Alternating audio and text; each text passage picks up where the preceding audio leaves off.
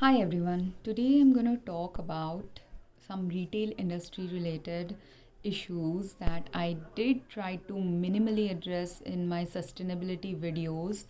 And here is a one main very stark example of what's going on in the retail industry globally. This is not simply a problem of this organization that's represented in this video that I'm going to post, where a couple has gone dumpster diving in their local retail in US, presumably, and that retail store, after having likely stocked a lot of items that didn't get sold, that possibly got expired or recalled, they had dumped a lot of such products in the dumpsters, and this couple just went and started retrieving some food and drinks that were near expiry or almost expired, or has possibly even expired but can still be legitimately used as food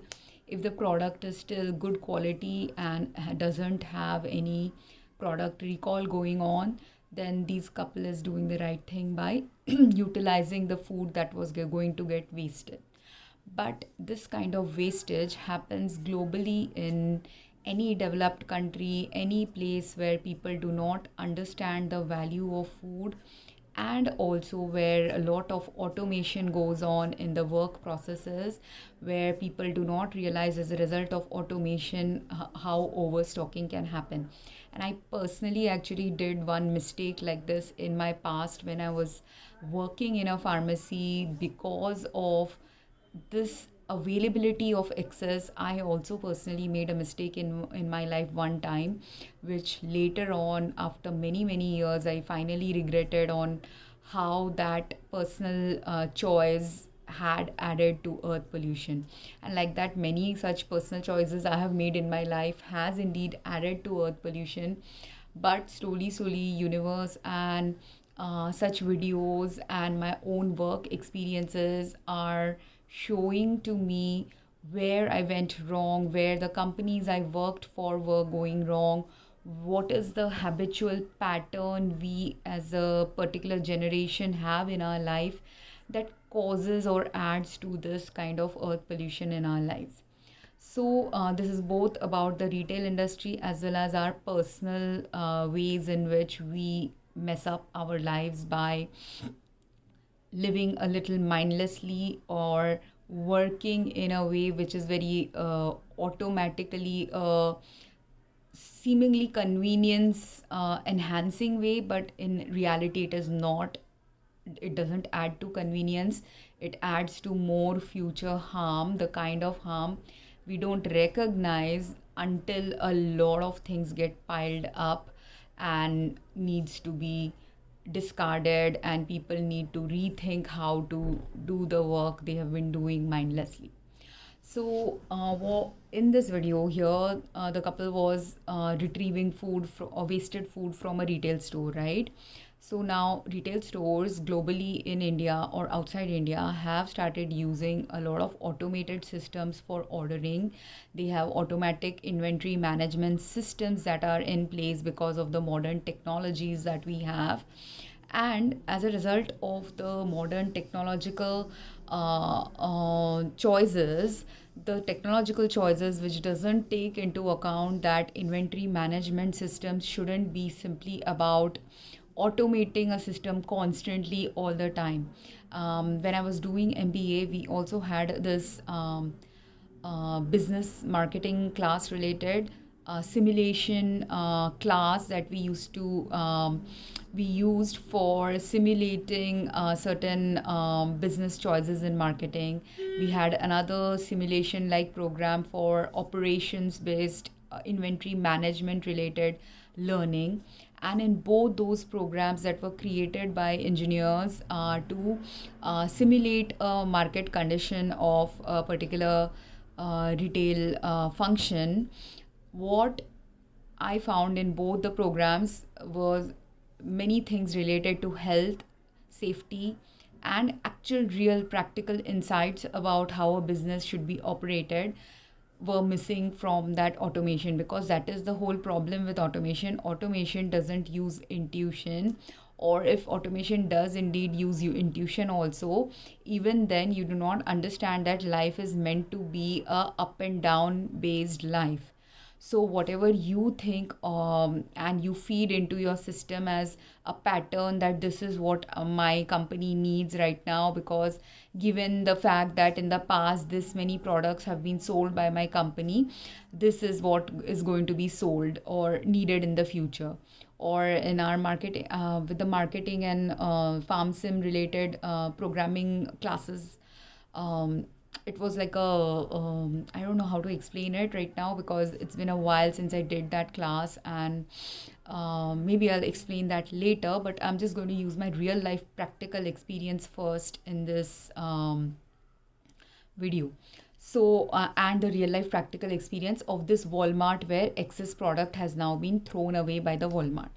So having worked in retail, in my pharmacy also, we used to sometimes get products that were automatically sent by the company, because our company has possibly made a deal with another with a wholesaler or a manufacturer of the medication that we were stocking, and we were doing these programs where we were giving people with low income medications at a lower price. So my retail company, which was a competitor of Walmart, my company used to buy now medications from retailers in India, China, manufacturers from outside US, who sell to companies in US at a lower price, because manufacturing is being done outside of US.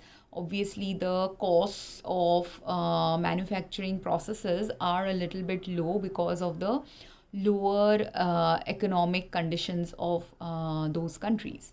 So if those, and especially if those are developing countries than developed countries, regulations are also very much laxer in comparison to US, and as a result also all of those end up saving some costs, because of which medications can be much cheaply available in India or China or Africa or any other country where developing country related norms are present in manufacturing of any kinds of goods. And US being a consumer of those products from Asian countries, African countries, South American countries, most US consumers, or even most global consumers, are actually consuming products that are manufactured in the developing countries of the world, and irrespective of whether you are a developed country or developing country. Now, when a product from India is manufactured in India and then sold to a company, if it is sold to an Indian company, if the laws and regulations and practice of those laws and regulations are lax in our country, real crappy goods can be sold in India, which I have found to be a problem in recent years in Indian market, of multiple processed goods, regular farming goods, regular daily use item goods, which have many health harming conditions prevalent in our products, many health harming conditions that have been inadvertently introduced in the products, and health harming conditions that sometimes people deliberately introduce in their products for making the population sick, to profit out of the sickness of the population. And these things are going on in the more corrupt a country, more corruption levels are possible in that country, more lack of ethics present in a country, more lack of problems related to ethics will be there in the entire supply chain process of a particular product. But other than ethics, if let's assume that there was no ethical issue going on with these products that were dumped now in this Walmart, or the medications that I was getting in my pharmacy when I was working as a pharmacist in a retail store, at that time, what was happening was our inventory management system was automated, and that led to those pharmacies which didn't have mindful pharmacists working there, which didn't have attentive pharmacists doing good inventory management in their pharmacy. They would end up ordering for their regular patients only multiple bottles of the same drug, and the inventory management system, if not updated rightly, because Sometimes if it's a machine that is upgrading a product, sometimes the machine can make errors, things cannot get upgraded in the right way. So what would happen was, let's say I had a regular patient who was taking some antidepressant medicine, and if that antidepressant medicine was the patient takes that medicine, 30 pills are sold to the patient every month, so every 3 months I need at least a bottle of 100 to be bought in my pharmacy. Now this automated systems would, when my bottle is low or running at 10 or 20 count, would end up setting up an order for getting another 100 bottle. But when I got 100 bottle, and if my system didn't upgrade it in the right way, and instead of showing that like I had from the previous bottle 20 in stock, and I bought a new bottle and I have 120 tablets in stock now, but my 100 that I got from the wholesaler or retailer, whoever is selling to us from that company, whatever 120 tablets should be now in my system.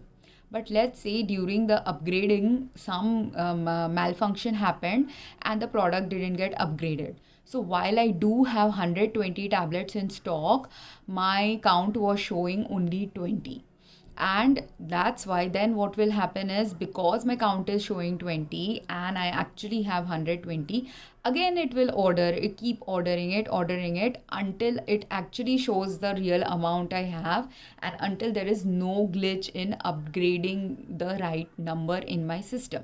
Now, if I'm a mindful pharmacist and I'm doing regular inventory management in my pharmacy, my staff is doing it regularly and mindfully, then anytime there is this, which we would do during our downtime phases in our pharmacy, when we are not busy, when we are not looking at just the customer thing, we are looking in the cleaning the pharmacy, upgrading the pharmacy, updating the numbers to the right amount in the pharmacy. So at that time, if I observe, and which we used to do weekly in our pharmacy usually during our weekly downtimes, and if we had a real busy month, obviously weekly we couldn't do it, but at least once in a month, twice in a month, we try to do this right inventory management. And daily also, or over the weekends, I used to do it regularly, at least the upgrading of the anything new that was coming in our stock. So at that time, it was very easy to see that if I have, if my computer is showing I have only 20 tablets, but in reality I have 120, that is a very easy thing to spot. Or if my computer is showing 20 and I have 320, because 3 times the system kept ordering it again and again, thinking I have only 20 in stock, and every time I was getting it from the vendor, it was not upgrading it in my system because of a glitch. I have to manually adjust the amount. And while manually adjusting the amount also, now if I have 120 and I need 120 in the next month, knowing that my patient is going to take it next month, I will upgrade it manually, and 120 will, now the stocking number will be right. But let's say I have 320 and I know I have only one patient who's going to use it, and the 120 also will be used by the patient in a 4-month time span. Now, in that, if 4 bottles or 3 bottles I have received now and I have 320 in stock, I have to also now check at the expiry of the product. I have to anyways check while upgrading any amount. I should also be technically checking all the expiry or dates also of the products. So now if I have 320, that will be used almost in a year by the patient, not in a span of few months. So now if any of these bottles are expiring in 6 months or 2 months or 1 month, I cannot, if by law, any product that was going to expire within 1 month had to be taken away and removed from our shelves for the purpose of disposal of expired products. But anything that is over 2 months could be still kept. But when I have a patient who will use it up within that 2 months, then I can keep it in stock. Otherwise, if something is going to expire in 2 months and 3 months, and I may have had a patient in the past who was using it, but now their dosage has changed, if something like that happens, and the bottle has a 3-month expiry, I should technically give it back to the vendor. Or if it has a 6-month expiry, 1-year expiry, but my patient will not use it within that time frame, again I need to send it back. But that, when will I be able to do? Again, when I have the downtime to do it, when I have the free time to do it, when I'm mindfully working in my pharmacy, when I'm paying attention to all this excess inventory, and calculating and all these things while a computer is doing it in a computerized manner. And in our computer system, the expiry date is not fit into for our products. At least 10 years back it wasn't there. So the expiry date is not there. This calculation of what is my current patient status, how many patients are actually taking that medication, has any of the patient who has been taking that medication upgraded into something else. And if I'm in a moderately, my pharmacy was not a very busy, super busy pharmacy, so for me it was very easy to remember some of the products that, if, let's say I have an inventory of 300 or 500 drugs in my pharmacy, at least for 100 of those drugs I knew some of the common patients who are using that drugs. And then for the rest of the drugs, I may or may not know, depending on how often I have filled that prescription for a patient. If it was a drug I have never filled a prescription for, I would have to check, is it a new patient? Is it a patient who only gets it once a year? What is the data on that usage of that drug? But if it was a drug that I continuously dispense to at least a couple of patients, and I regularly see those patients, I could even remember that this drug is specifically used by this patient of mine. Sometimes I would remember, sometimes I will not remember. It really dependent on what? It was dependent on how busy I am, how mindfully I am working, how much attentive I am, and how great my brain is functioning on that day. Because some days you could be really tired, and even if you knew that information previously, that day you might have forgotten it. That could happen with you.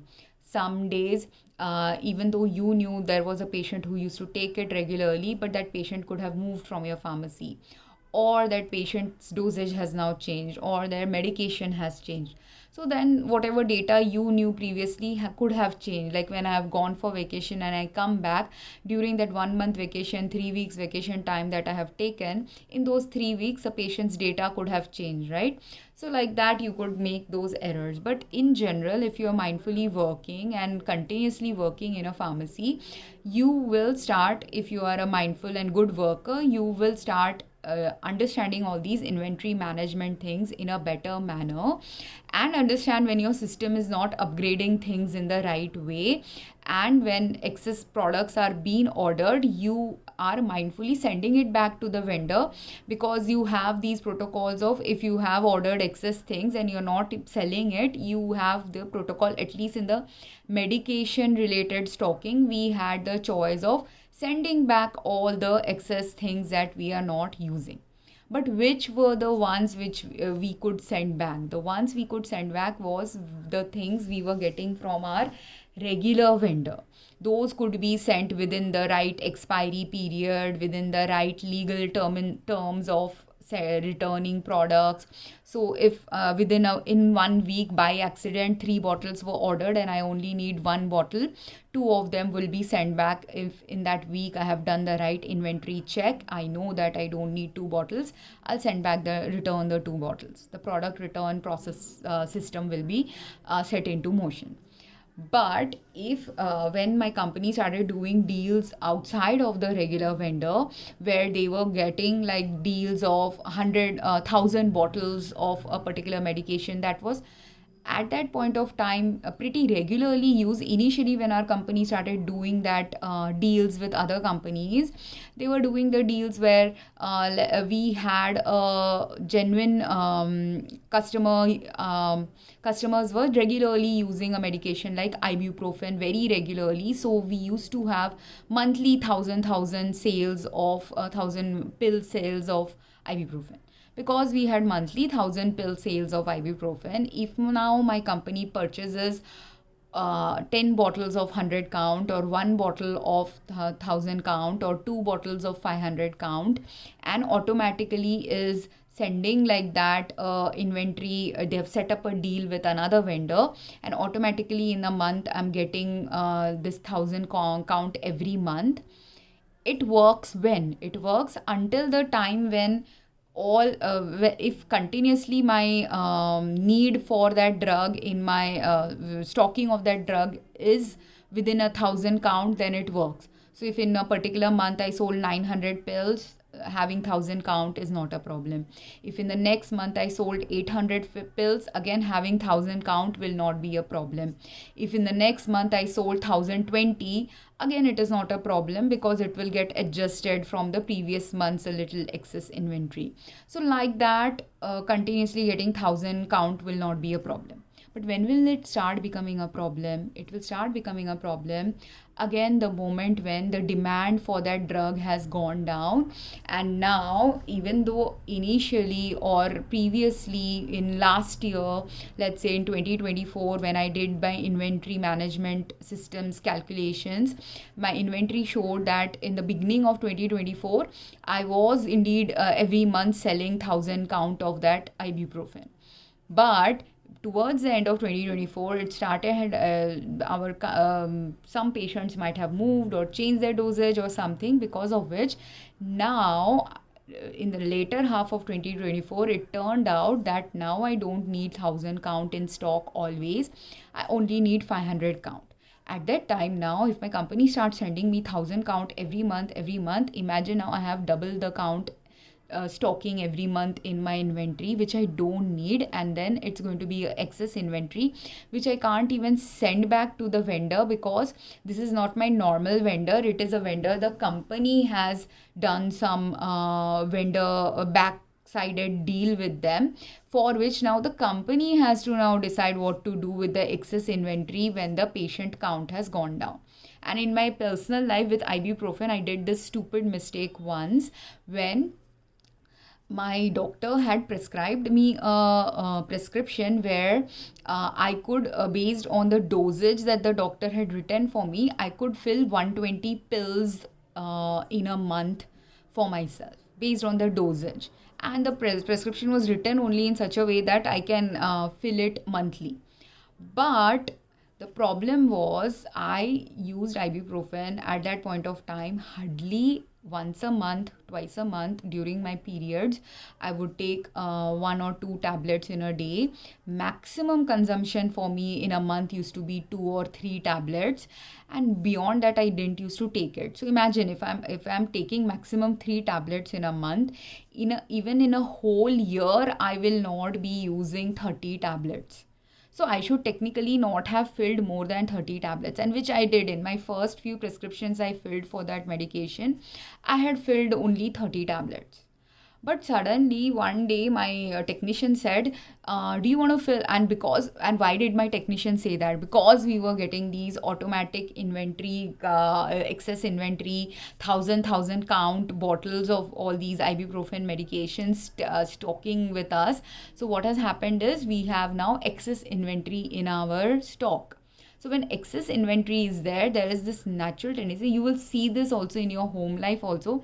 Sometimes, let's say, you bought excess potatoes, and because you bought excess potatoes, sometimes you will feel like cooking something extra also out of those excess potatoes, simply because you have the excess food, not because you're hungry or because you want to cook the food, but because you may think that what if the food gets spoiled, or if it is nearing spoiling, you will start extra use of something which has been accumulating in your home for a long time, which is a normal human pattern.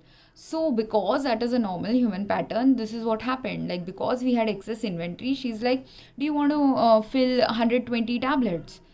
And I stupidly said yes to it, and I ended up having 120 tablets in my stock, which would technically, considering the fact that if I took only 2 pills a day also, that 120 will last me many years. If I took 3 pills also, it will last me many years, which is what happened, that it ended up lasting me more than a couple of years. Luckily that product had a longer expiry, so I ended up using those at least 100 of those tablets over a period of few years. But after that, even though I used that first bottle possibly up after a few years, There was another time when my technician told me, do you want 300 pills? Because in my monthly prescription, I could fill 120, and my insurance has a limit where I can fill 360 also now based on my prescription, the way the prescription is written. But the thing is, I'm not using 360 pills. Like, well, if for me to use 360 pills, I would have to use one ibuprofen a day. But I was not the patient who uses one ibuprofen a day. I use one ibuprofen a month or 2-3 ibuprofens a month. So that 360 was now a completely wasted inventory for me. I literally had to throw away those medications when I moved back from US because they were expired, because they had I was not going to use that medicine because it's expired, and 3 bottles ended up just getting discarded uselessly, which if I had not ordered the 320 or 360 pills, and if I had done a little bit of sane calculation and checked the expiry for my own medications, I would have understood that these 360 tablets would take me 10-20 years to use based on my current usage.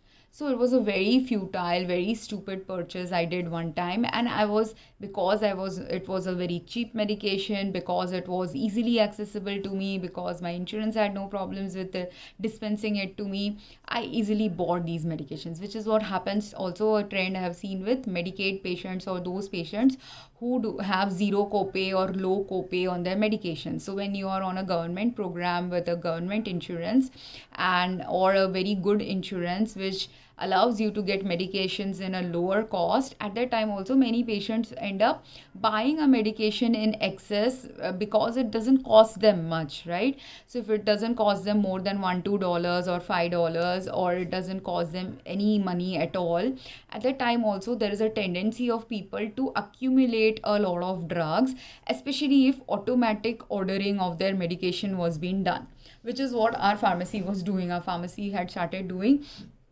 automatic inventory management program for automatically refilling certain medications for their patients, which again is a problem, because a medication like ibuprofen, which is a prophylactic use only for occasional pain, occasional fever, and is not a regular medication you should be taking daily. Most patients shouldn't be taking ibuprofen daily in their life. So if you are indeed filling ibuprofen daily for a patient, that is a foolish thing. The inventory management system shouldn't be refilling those medicines daily for a patient. So now, when I was a mindful pharmacist, when I eventually understood that after, even though I filled the 300 tablets, after I took it home, after that I realized this was a very stupid purchase I have done, but by then I had already taken it home, and that's when also from my own personal mistake I realized that ibuprofen shouldn't be automatically refilled for other patients as well, because I also started seeing that I would fill ibuprofen for other patients also, and then they would not come to pick it up, obviously, because they're not going to use those 100 pills for the whole month. It will take them a whole year to use the 100 tablets that my system is filling for them. So then what started happening, we would uselessly fill something and then again stock it back because no one picked it up.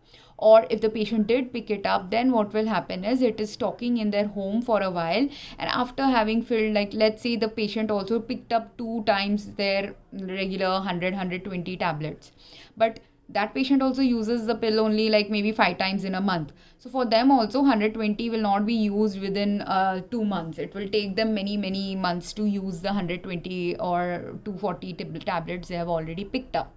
Now once they have picked it up, at that time, once they realize, I have 2 bottles and I will not be even using it for more than, it will take me a year to use these 2 bottles, they will come and tell us, do not automatically fill it. If they told us not to automatically fill it, great. But if they got annoyed because our system again and again kept asking them, fill it automatically, what will happen? If some patient got really super annoyed that why is the system continuously asking me to pick this medication when I don't want it, and if the pharmacist was not mindful in, not putting it in an automatic refill, because I started doing that. I started ensuring that we didn't do automatic refill of medications like ibuprofen. I started doing it for some other medications like acid reflux related medications as well. Then also there were some patients who also had sometimes they had an older prescription from their doctor that was valid until, let's say, middle of this year, but in the beginning of this year also they went and got another prescription. So they had two prescriptions now of the same medication, given dated differently, and being the same medications, two prescriptions, there is a chance of my automatic system filling both those prescriptions now for the patient, if their insurance hadn't placed anything in check for not filling two prescriptions too close together.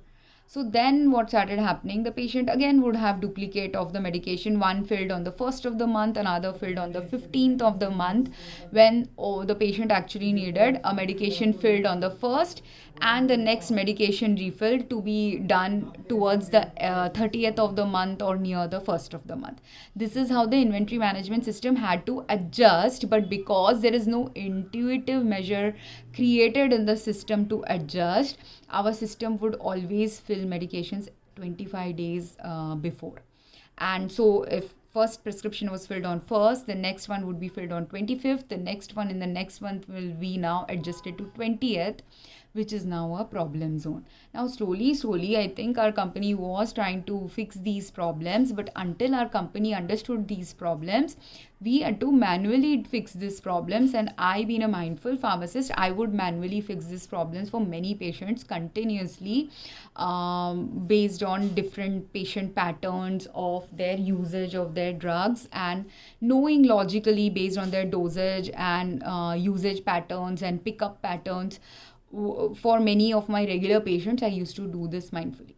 But the moment I left the pharmacy, there's no one, if other people were not doing this as mindfully as me, or for very few things they were doing it, like maybe they were only doing it for ibuprofen but not their regular meds, then people started accumulating. And I used to work in other pharmacies also. So in those other pharmacies, their pharmacist was not as mindful or didn't have staff to help them. So they were always busy to not have the free time to do these mindfulness practices, or whatever the reason was. There were many pharmacies where people were not mindful. As a result, what was happening? They were filling medications, restocking them, filling medication, restocking them, and essentially uselessly piling up a lot of drug in their pharmacy that was not getting sold.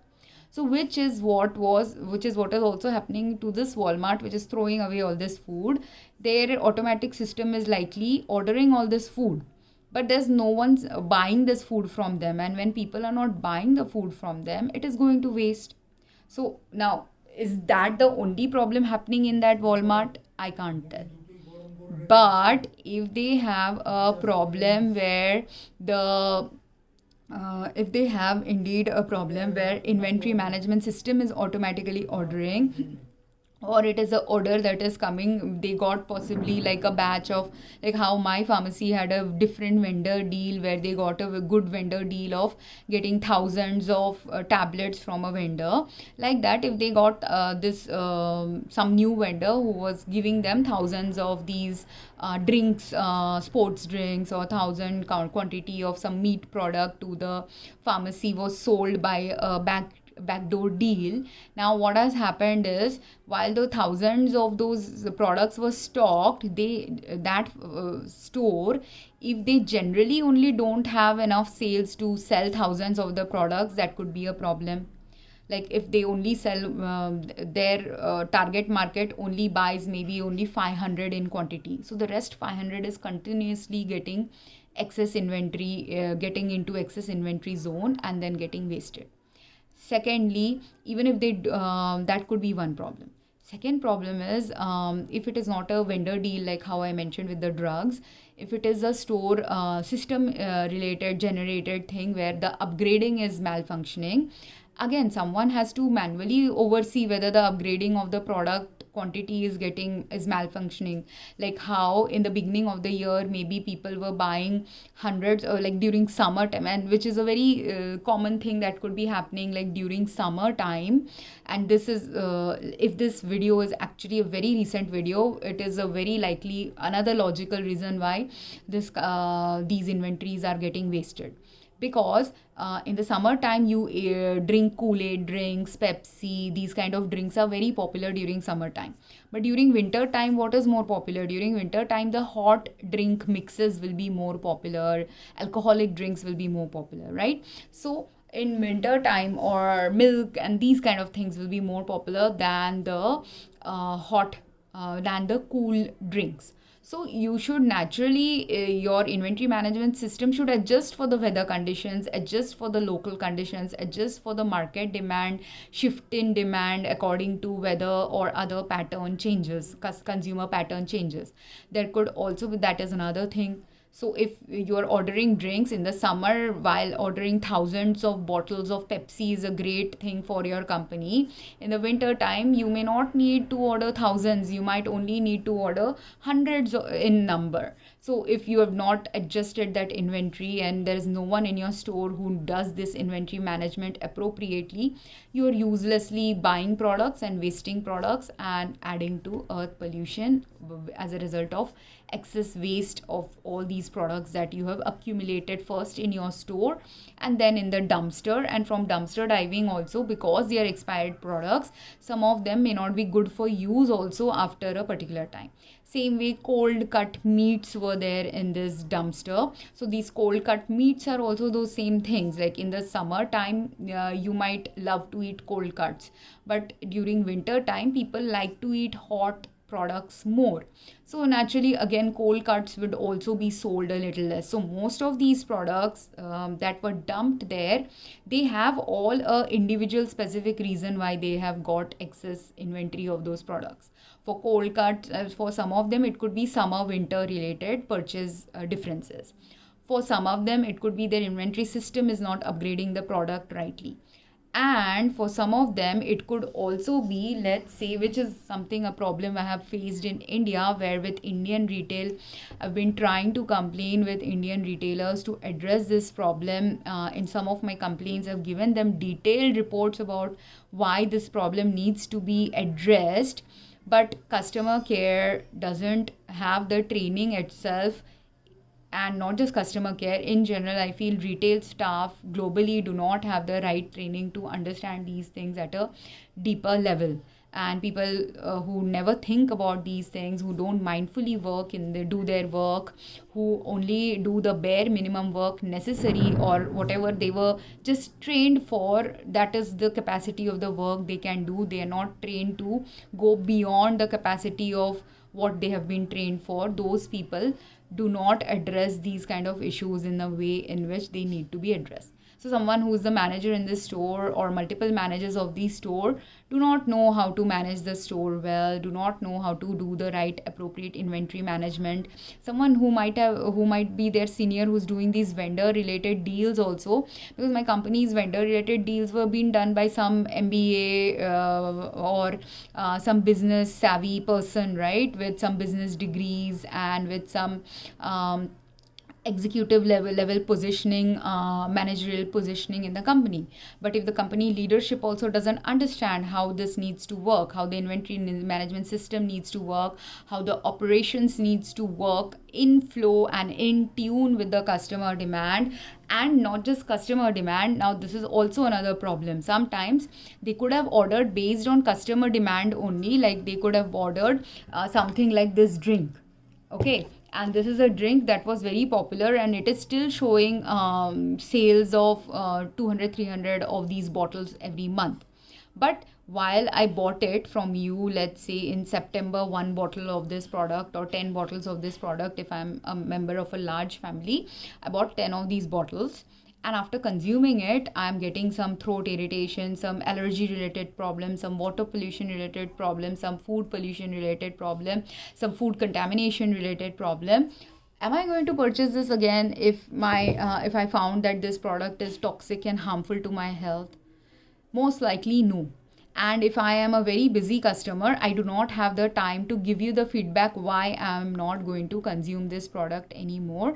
I had a health issue, I had a health harm, multiple people in my family fell sick while consuming this product, and I do not, and because people fell sick or because I have a busy life, I do not have the time to complain about it. But while I'm not complaining about a crappy product, what is going to happen if I mindfully know this product is causing health harm to me? I will mindfully stop buying that product from you. So while in the first month I might have bought two, and at that time maybe though no health issue was there, no pollution problem was there, I drank it, no problem was there. And then the next month I bought four. But that is when I found that I am having a problem. In the third month I will not buy at all. But having seen a customer's pattern of buying two or four for a while, if you decide now next month also the customer will buy four or eight now, and some stupid inventory management program starts calculating that way also, not realizing that there could be customers who will be buying two one month, four the next month, two again the next month, and there could be some customer, and realistically speaking no customer is going to go from 2 to 4 to 8 to 24 unless they have increasing size of family members in their family, right? So if I had when I was in my 20s, if I had only, I was a single person at that time, I was buying only two of let's say 2 cartons of milk a month or something.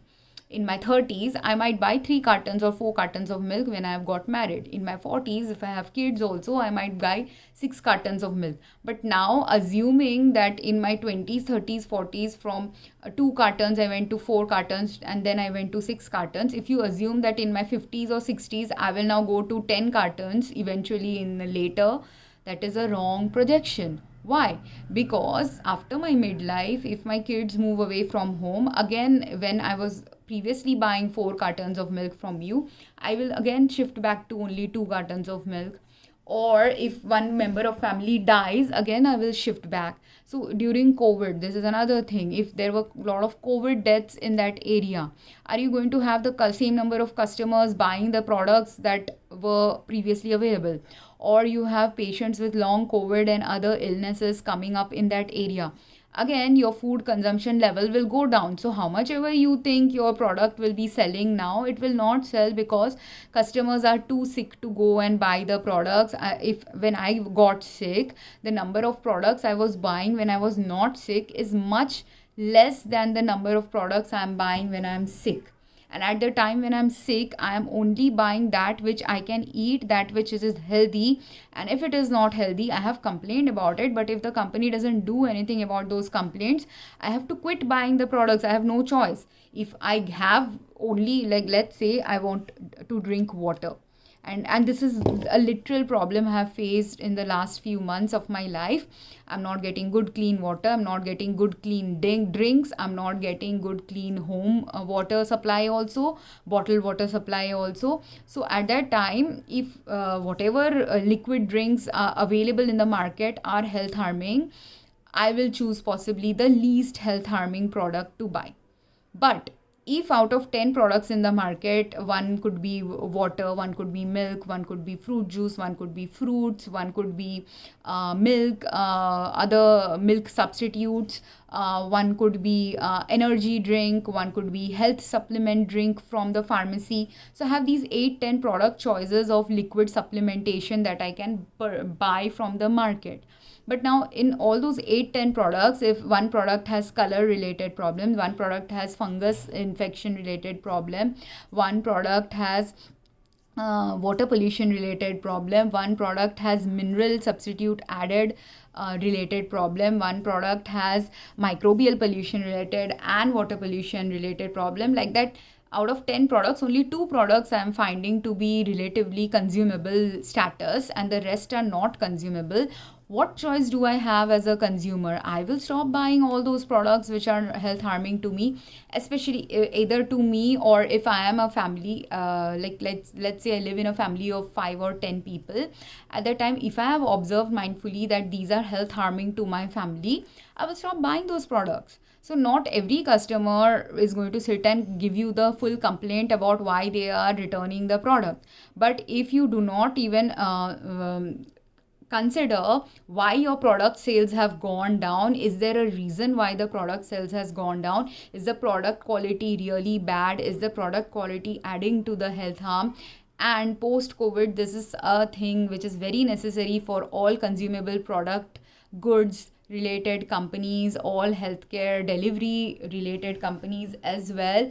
They need to start doing their due diligence, that there are many COVID patients who are still recovering from their COVID because they have health, the virus has impacted their health in such a way that they are in a weakened status of health.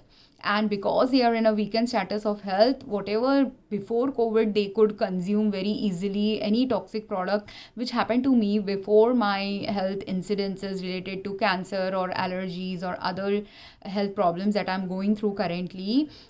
Before when I was in a good health status, a little bit of food coloring wouldn't harm me, a little bit of fungus in the food wouldn't harm me.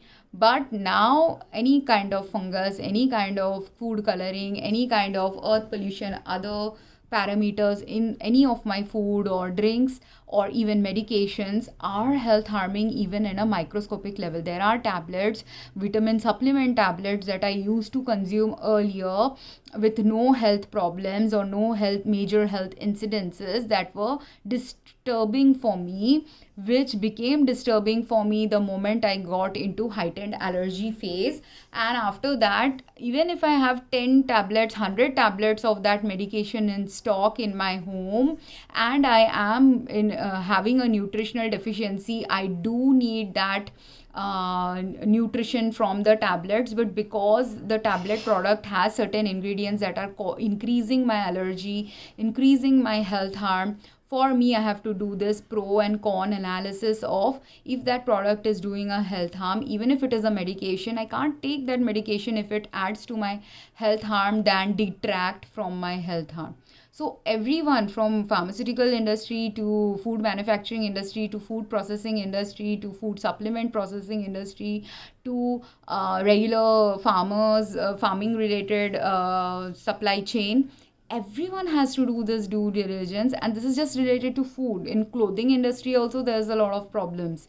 I'm just mentioning food and medicine in this video, but this is a due diligence which is a must requirement, because there are many companies who are overstocking these products, not understanding why their products are collecting. Because after I have eaten a toxic or drunk a toxic product from you, these companies like Walmart like companies are there in India also. So these retailers and small businesses are there also in India who do not understand this practice of why your product is not getting sold. Your product not being sold means that there is something harmful in your product. And when something is harmful in your product, if for months and months you had continuously been buying hundreds of that product, and now a lot of it has accumulated in your store, at that time you shouldn't be ordering it again and again automatically just because in the past you used to do it. That automatic ordering pattern has to stop. And earth is right now definitely going into a slowing down of all markets, and any country where increase of their market is going on is going to go into severe health harm, severe earth some problem related to what they are doing, which is misaligned with current earth existence. And any place which is completely misaligned is going to end up with this overstocking and business failure eventually. Because if continuously you do mismanagement of your inventory, continuously you fail to manage your inventory in the right way, which is what happened to my company. If good workers like me eventually started quitting that company, and or they shut down the pharmacies where good workers were there, eventually the places where good workers were there, they went and moved on to some other company and is helping that company do a better job possibly. But if really good workers leave a place eventually, or you shut down some good things that need to be continued, and you practice the things that are bad and harmful to continue onwards, eventually the company shuts down, which is what happened to my company. Few years down the line, my store got shut, and then many other store globally also eventually the company shut down, because it was a systemic problem with the automatic inventory management system.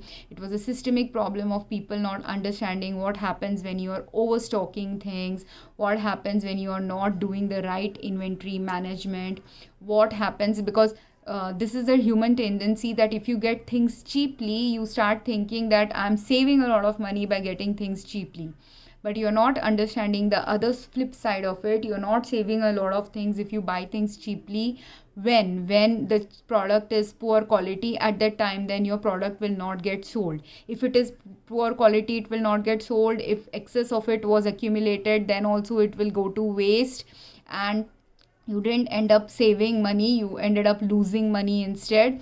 If your target market's needs are now shifting, and because earth pollution is increasing, this is another problem. All medication related industries, food related industries, everywhere market is now going down, because humans are so sick. Unless the right product is created for them or available for them in the market, the ones at the heightened level of sickness cannot afford to buy or eat the foods that are making them sick.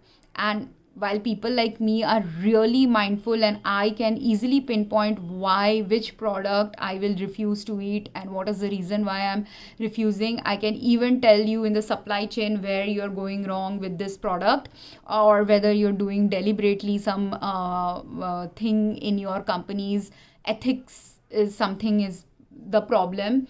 All those things I can tell, partly because I'm intuitively guided, partly because I'm mindfully aware, partly because I understand what are the problems related to food supply chain, medication supply chain, clothing supply chain, that can result in some health harm emerging from the product you're selling to someone.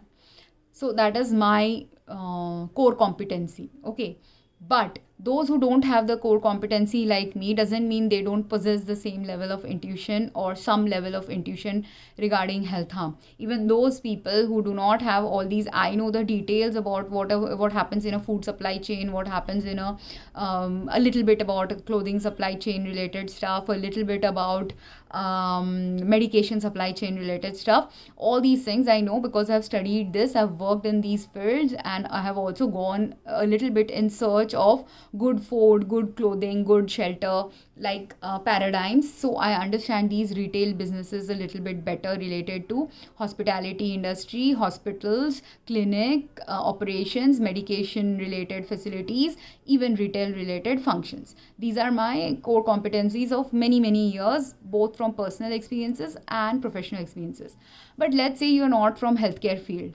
But even then, even if you are not from healthcare field, you will still understand intuitively, your body starts understanding this, that if this bottle of juice is causing some health harm in your body, you will automatically see that while 5 years back this same fruit juice might have been your favorite juice to consume, in the last 5 years you might have automatically stopped consuming this juice.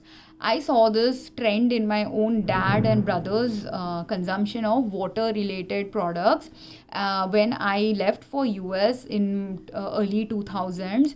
At that time, we used to have dal and fish curry and chicken curry, egg curry, all these soupy liquidy drinks in our meals very regularly. And in the weekends, my dad used to order idli dosa sambar very regularly.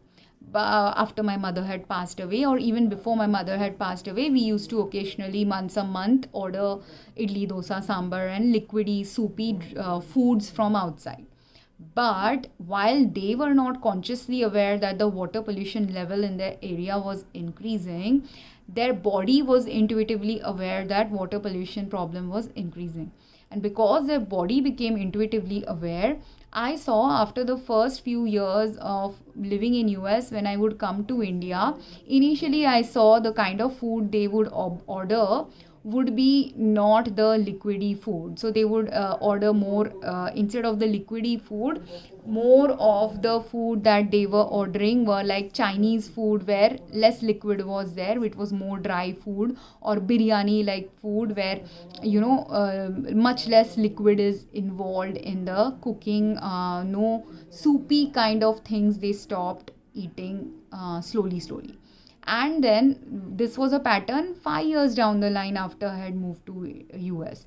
But after 13 years of living in US, when I started living with my brother and dad, I started observing in the 13 years that I had lived outside. While I was staying with them, I had observed a little bit of the dry food consumption, but when in home, I started observing in the home cooked meals also, they had stopped consuming the liquid meals of curries, liquid dals, and my brother was gravitating more towards ordering pizzas and sandwiches than ordering the liquid based Indian meals of paneer curry or paneer kurma and things like that. Why? Because the water pollution in our locality was increasing, and while I'm mindfully observing it because I moved to a different country, and when I came back, it is more easier for a person who's moved from one place to the other to observe the stark difference in something. And even for me, it wasn't that I moved from US and immediately I observed there's water pollution going on. No, but while some water pollution related problems cropped up for me more while consuming street vendor food or hotel foods, the major water pollution related problem awareness came to my awareness level in recent years once I really fell sick, and when I was intuitively guiding myself to understand what are the core root causes of my health issues. At that time, I got guided into understanding that as I did more meditation and mindfulness related practices, I started pinpointing when I'm drinking a particular food, when it is burning my throat, the burning that it causes when it is acidic food is very different from the burning it might cause when it's a basic food, which is also very different from the burning it will cause when some toxic harmful chemical has been added to the food, very different from the burning when it is a burning of a chemical burn, very different when it is a metal burn. All these differences I have started discerning only because I'm more mindful about it, and I'm much more sicker right now. That's why I'm mindful. But while my dad and brother were not mindful about all these elements or the differences in taste and the differences in health impact, they could not discern very clearly in their mind or in their via words, they can't express it. Their patterns of consumption has gone down, and which is true of everything. Any store which now over like let's say they bought 1,000 bottles of this juice and none of it got sold, or very less, like last month when they had good quality product, at that time maybe 1,000 were sold. For a few months they had good quality, so thousands were sold in those months. But in the next few months, when bad quality now started entering the market, people intuitively will stop consuming that product if it is harming their health in some way, which intuitively their body is guiding them to stop consuming it. So naturally, if the product is bad quality, a natural tendency will be there that while in the previous few months 1,000 people were buying it from them, let's assume 1,000 were buying from them, now thousands are not buying, only 800 people will be buying. The other 200 who are falling sick as a result of the product, or intuitively being their body is preventing them from buying this product anymore because they realized consuming this product was causing them some health harm. Some were directly realizing it, some were just subconsciously realizing it, and hence the product purchase has gone down.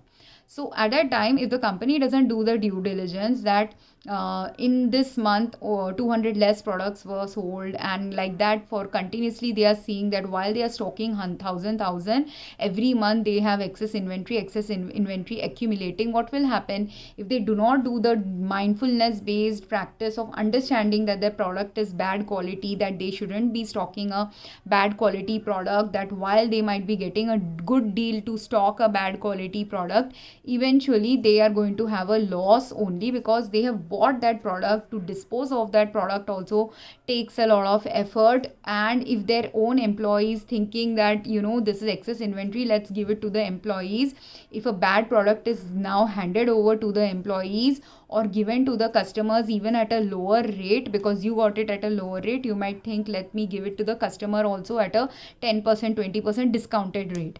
But a crappy product, being a crappy product, eventually just continuously adds to earth pollution, continuously adds to your business loss, and a long-term loss that you do not understand, a long-term loss of not understanding that when your business is trend is going towards a downward trend, what are the patterns and shifts of ordering you need to do, shifts of operations you need to do in order to understand how to work with a downward trend in a particular industry. And if you are a mindful retailer or mindful stalker, a mindful business person, what will you do? If I observe this product is poor quality, and I know, being a consumer, because I was in my pharmacy sometimes, from my store also I used to order certain products, and at that time I have also done these buy one get one offer of vitamin supplements for women or protein powders for women, things like that I have bought. But after buying that buy one get one product, if I am getting stomach upset, if I am getting some product health issue from the product, I stop buying that product. Now at that point of time I was not deeply aware about earth pollution parameters related problems in US, so I didn't deeply investigate that root cause of the root source of the problem. But now I am realizing many food supplement like products would be sold at 10% 20% discount offer by the store, and or buy one get one free offers when their inventory was going excess. But instead of doing the due diligence of why the inventory is going excess, which was the reason why it was going excess was, if I bought one bottle of Ensure, and this happened literally to me with Ensure related drinks in US. I bought an Ensure vanilla mix, and for me, I habitually saw that the vanilla drink was giving me upset stomach, so I stopped using the Ensure vanilla. I would only buy the other Ensure products instead of the vanilla product. Or if all three Ensure products were giving me, there were 3 flavors available at that time in the market, when all 3 products were giving me stomach upset, I would not buy it or consume it at all. And which is a natural normal thing. At that time I didn't know it could be water pollution, it could be microbial contamination, chemical contamination, metal contamination, multiple things could be possibly wrong in the product, leading to this problem, health issue that was causing me to not buy a product, even though I regularly want to buy the product. For me, if I get a good quality Ensure product, that was definitely something I would continue buying. But when it is aiding my health, when it is, I was consuming it as like a milkshake like substitute, or protein shake like substitute, or health supplement like substitute during the busy hours of my pharmacy work. I used to work 12 hours in the pharmacy. So for me, in the middle of a busy work day, when I don't have time to sit and eat anything, getting a supplemental drink was a very easy thing to consume in 5 minutes rather than eating a meal of 15-20 minutes. So for me, buying Ensure regularly was a regular pattern, but I stopped buying it the moment it is causing health harm. So people have to understand that even you are cutting down your regular market by getting a cheaper offer from your wholesaler or vendor, and not realizing that the wholesaler or vendor might be either doing unethical practices or asking you to engage in some unethical practices, or you're not understanding the result of your unethical practice, or result of your unmindful practice, or result of your not understanding that you're stocking a health harming product. All of it has an eventual consequence. And like how now I have become mindful, now I complain to retailers about their products being health harming. And not always, like if I have 100 retailers who have to complain, can I have the energy to complain to 100 retailers? I will eventually give up. But I will give up, or one day if 100 items I'm consuming are really health harming, I might even end up dying. So you're also not realizing that every little bit of it's okay. In the past 30 years back, when only one product had some health harm in it, it was okay for people to survive with one health harming product in the market. But if by now in 10 years there are 100 products in the market that are health harming, you're yourself cutting down your future population needs, because because of the health harm, if I get organ damage, I'm not going to eat those liquids. Because of the health harm, if I get cancer, again my appetite loss is going to happen. I'm not going to eat all your products. So my product consumption will go down. When I'm sick, I cannot buy products. When I am so sick that even if I ask my family to go and buy a particular product for me, they are unable to buy me a healthy product. how much ever your product gets sold, it is just going to stock in my home for a while and then get dumped, like how this Walmart did. It finally got dumped because no one bought it. No one, people know there's some health harm going on. For some products it would be health harm going on. For some products it's the weather conditions that means that they are not going to use those, consume those products, and multiple reasons are going to be there for that excess inventory. But all it did eventually was, it's all these products are now going to go where? They're all going to be dumped somewhere, while some people have retrieved maybe 1% of the inventory that was dumped by them.